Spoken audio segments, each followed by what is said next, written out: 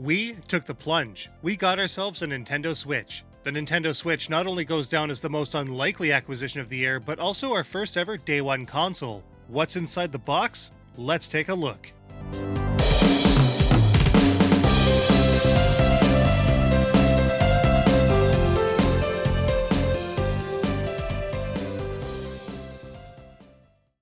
Boasting some decent horsepower in a diminutive size and outperforming the Wii U, Nintendo's 7th generation hardware, by a fair margin, the Nintendo Switch offers a lot of flexibility for its small size. The Switch itself comes in what is easily the smallest box by volume that a home console from Nintendo has ever been shipped in.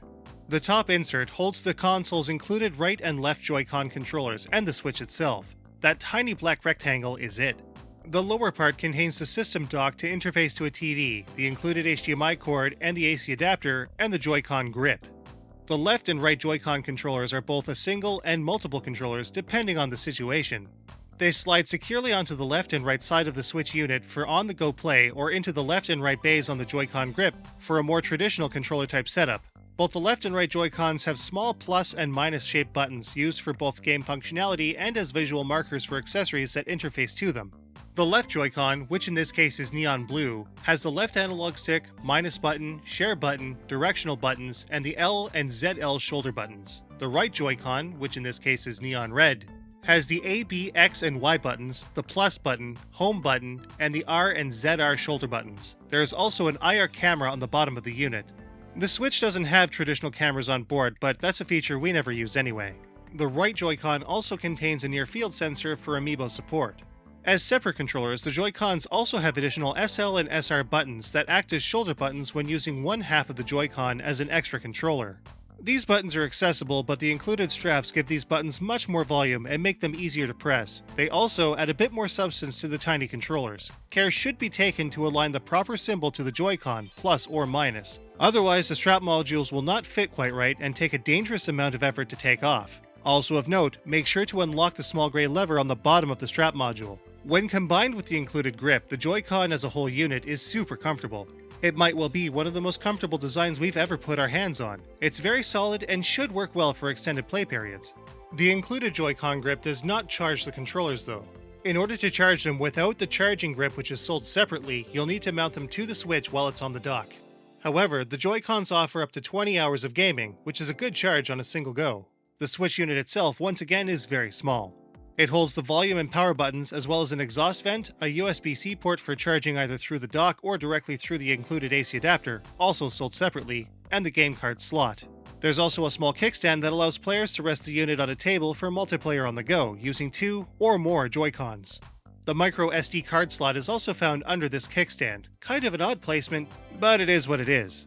The dock is very small as well. This makes for a very compact package that can easily be integrated into most home theater setups. The Switch more or less finds its own way into the port at the bottom of the dock with very little pressure, so there's not much mess or fuss when it comes to docking the unit at home.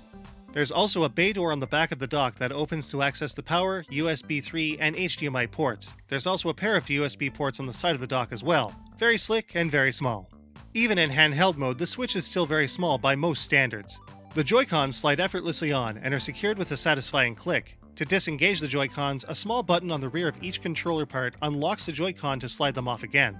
They fit snugly and securely and really don't feel as if they'd accidentally come off. On the whole, the Nintendo Switch is a very premium feeling device that is definitely made with adults in mind. I would even go so far as to say this system is not really recommended for anyone under 12 years old in handheld mode. Obviously, the Switch will feature a number of family-friendly games though, so we recommend playing in docked mode for the little ones. After all, this is not a cheap unit to replace. Returning to a familiar format with exceptionally small game cartridges that are about the size of the PlayStation Vitas, they are dwarfed by the 3DS's comparatively huge game cards. Comparatively. Coming in cases that are roughly the same height and width of the cases for Sony's PSP UMDs, they are slightly shorter and about half as thick.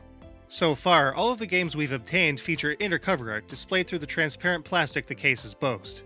We hope you enjoyed our unboxing and first impressions of the physical aspects of the Nintendo Switch hardware. As time goes on, we'll be doing streams and reviews for the system, so stay tuned for a whole new generation of content right here on the Studio Mudprints channel. But there's just one more thing. Alright, well, it wouldn't be a complete unboxing for the Switch if it wasn't for that one little thing that I've been hearing.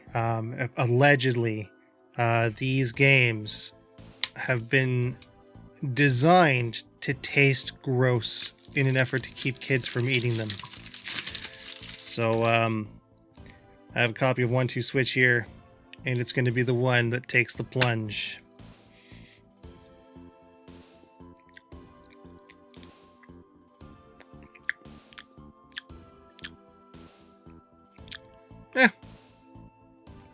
I don't get it. It's not there. It isn't there. It must have been a rumor. It has to have been a rumor.